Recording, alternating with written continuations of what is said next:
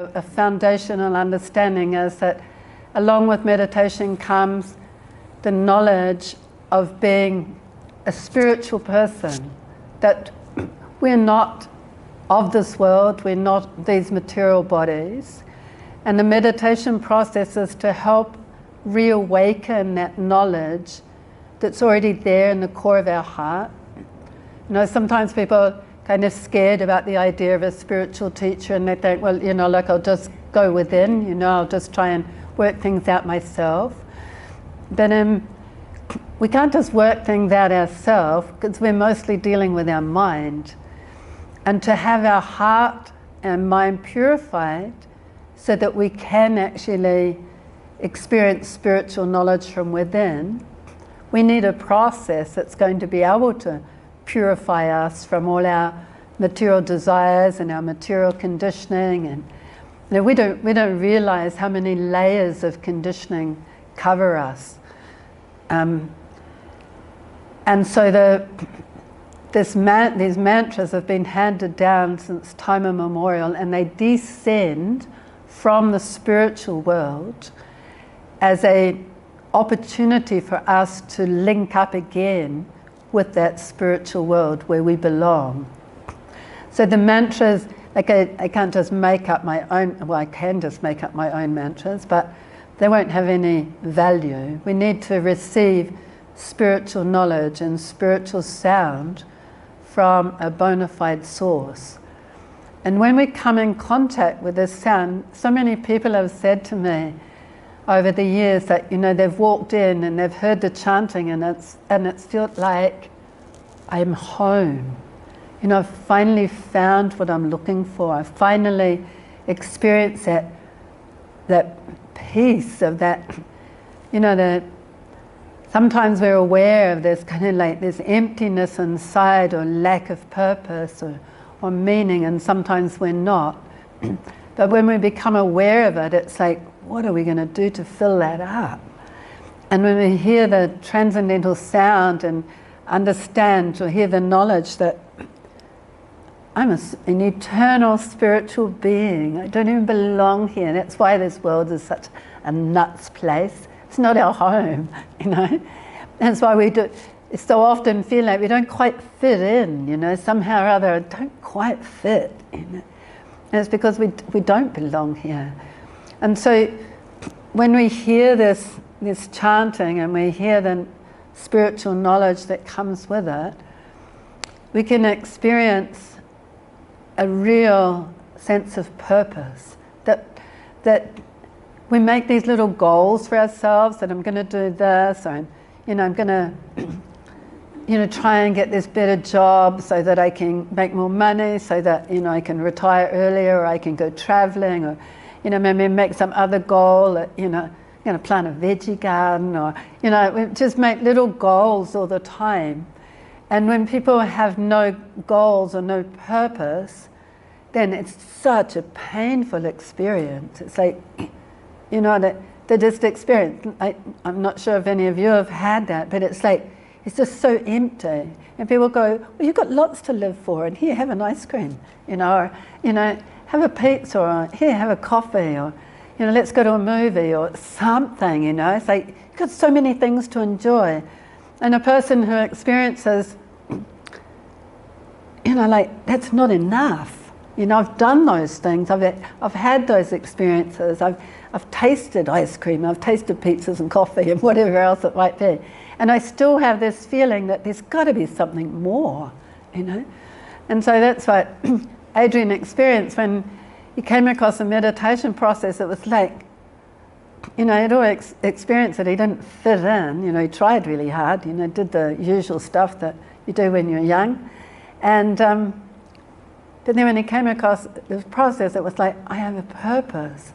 And so, you know, we may look like we're just doing the same thing that everybody else is doing. You know, go to work, and you know, you've got to pay the bills and do everything. You know, you've got to cook food and clean the house and mow your lawns and whatever else, you know.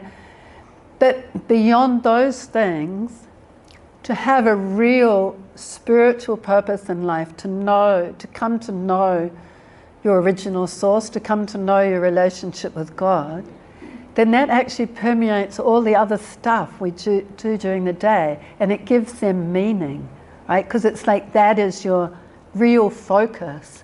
And you've got to do all the other stuff, right? We've got a material body, we've got to maintain it. It's not like we're just going to go and live in the Himalayas and freeze our butt off. I mean, can you imagine how cold it is there? It was really cold here. It doesn't even snow, usually.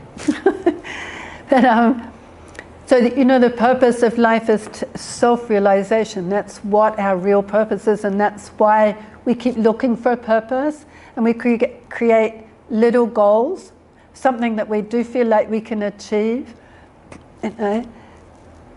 We, whether it's a basketball hoop or a tennis game or whatever, we create all these things that have got a goal, and then we achieve them, and it doesn't bring us happiness.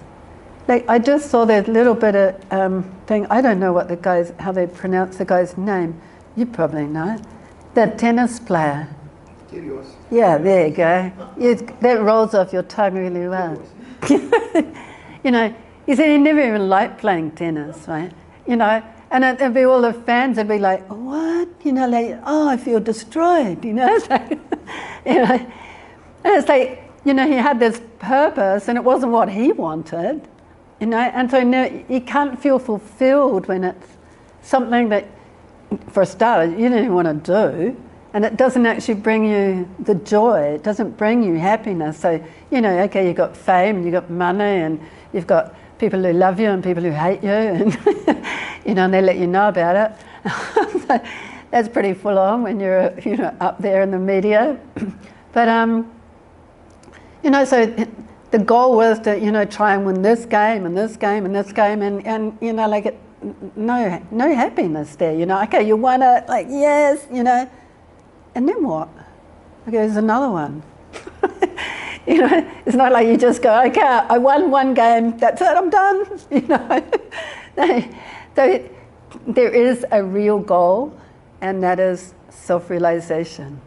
And if we regularly try and daily practice chanting these mantras, set aside some time, and time is really valuable, set aside some time every day, and early in the morning is the best time, but any time will do, and actually make, commitment that every day, whether I feel like it or not, whether I'm in the mood or not, whether my mind's going crazy or not, I'm actually going to try and meditate on these transcendental sounds.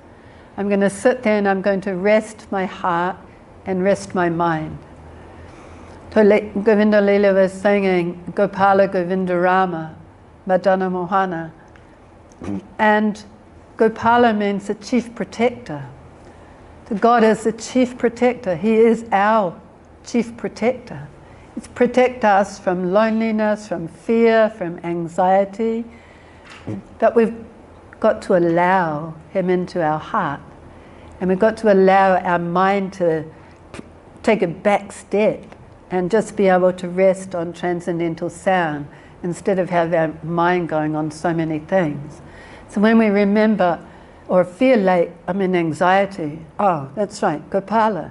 Gopala means chief protector. Okay, I can be protected from my anxiety by remembering the names of Krishna, Gopala, Govinda, Rama, Madana, Mohana. And when we really rest our heart and mind in that sound, we will experience a peace from it. We will experience, I've found what I'm looking for, I'm home, or I'm on my way. It's a long journey.